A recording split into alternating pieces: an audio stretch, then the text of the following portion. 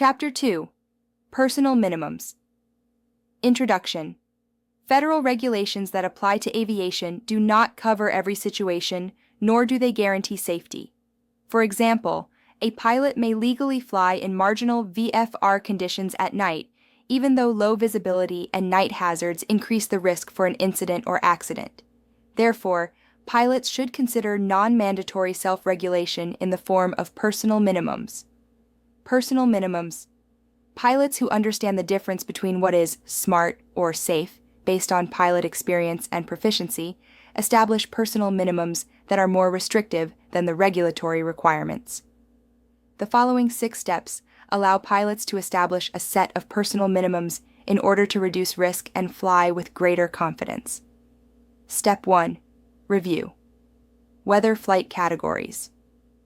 Establishing personal minimums normally begins with weather, and pilots should know the range of ceiling and visibility that defines each category. Step 2. Assess experience and comfort level. Pilots should also take a few minutes to complete the certification, training, and experience summary in Figure 2.2 by filling in the right column. Some pilots fly different aircraft categories and classes and may develop different personal minimums based on the specific aircraft flown.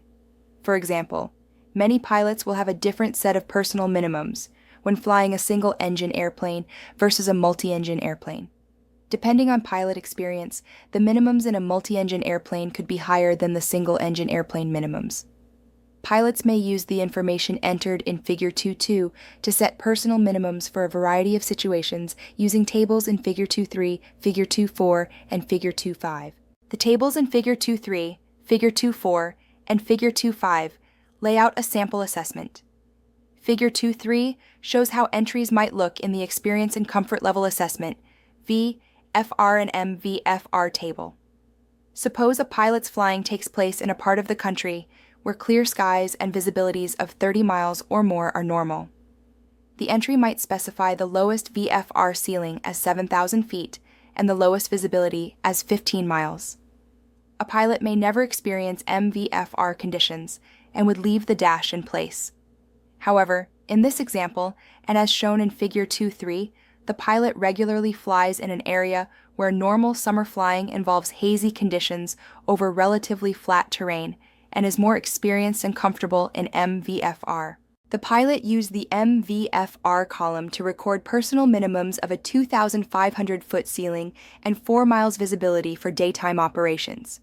For night flight, a ceiling under 3,000 feet or visibility less than 5 miles may create an unnecessary risk, so the pilot decided to record a 5,000-foot ceiling and 8 miles visibility in the VFR column. For IFR, Figure 2.4 shows how a pilot recorded the lowest IFR conditions recently and regularly experienced. Although a pilot may have successfully flown in low IFR/LIFR conditions, it does not mean the pilot was comfortable in these conditions. In this example, the pilot did not fill in the LIFR boxes for known comfort level in Instrument Meteorological Conditions IMC after deciding to avoid flight in those conditions. If combined into a single table, the summary of a pilot's known comfort level for VFR, MVFR, IFR, and LIFR, weather conditions might appear as shown in Figure 2.5. Step 3. Consider other conditions. Pilots should also have personal minimums for wind and turbulence and record the most challenging wind conditions comfortably experienced during the last 6 to 12 months. As shown in Figure 2.6, a pilot may record these values for category and class, or for a specific aircraft. In addition to winds, comfort level inventory should also include factors related to aircraft performance. Completing the table with reference to the aircraft type and terrain typical for most flying will establish a safety buffer. If the pilot has never operated an airplane from a runway shorter than 5,000 feet, the shortest runway box should say 5,000 feet. Step 4. Assemble and evaluate. Combining all these numbers results in a baseline personal minimums table, as shown in Figure 2.8. Step 5. Adjust for specific conditions. Any flight a pilot makes involves an infinite combination of pilot skill, experience, conditions, and proficiency. Aircraft equipment and performance, environmental conditions, and external influences vary considerably. Both individually and in combination, these factors can compress or expand the safety buffer provided by baseline personal minimums. Consequently, a pilot should develop a practical way to adjust baseline personal minimums to accommodate specific conditions or aircraft. Note that the example situations and additional safety margins only provide a starting point.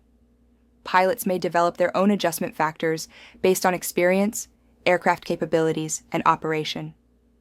If flying experience is limited or infrequent, the adjustment magnitude could increase. If multiple special conditions apply, a pilot could make an adjustment for each factor. For example, suppose a pilot plans a night cross-country flight to an unfamiliar airport, departing after a full workday. The table in Figure 2.9 suggests raising baseline personal minimums by adding 1,000 feet to the ceiling value, 1 mile to visibility, and 1,000 feet to required runway length. Here are several important cautions regarding personal minimums. The pilot should: 1. Not adjust personal minimums to complete a specific flight. The time to consider adjustments is not while under pressure to fly, but rather when time and objectivity permits an honest self-analysis about skill, performance, and comfort level during the last few flights. 2. Make adjustments to one variable at a time. For example, if the goal is to lower baseline personal minimums for visibility, the ceiling, wind, or other values should not change at the same time. 3. Seek training and consult with a flight instructor before making a significant adjustment to personal minimums. Step 6. Stick to the plan.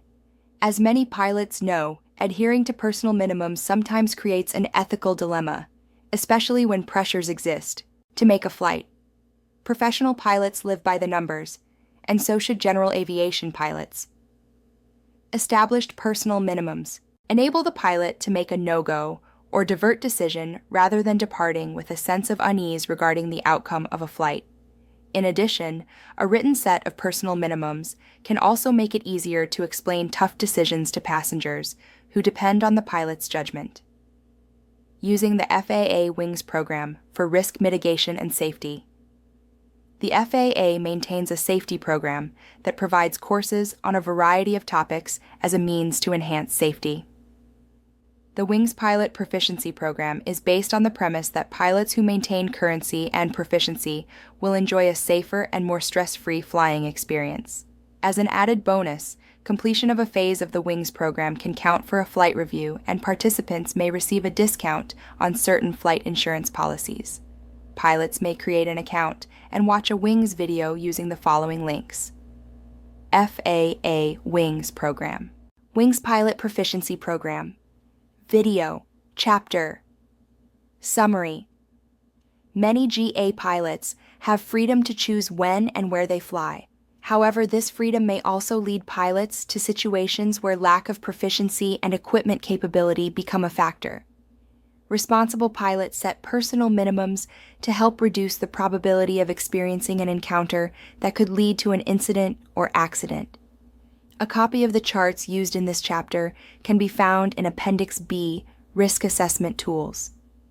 Pilots are encouraged to copy and use the charts in the appendix or use comparable tools on an electronic flight bag, EFB, before each flight. Hope you learned something valuable in this chapter of the Risk Management Handbook.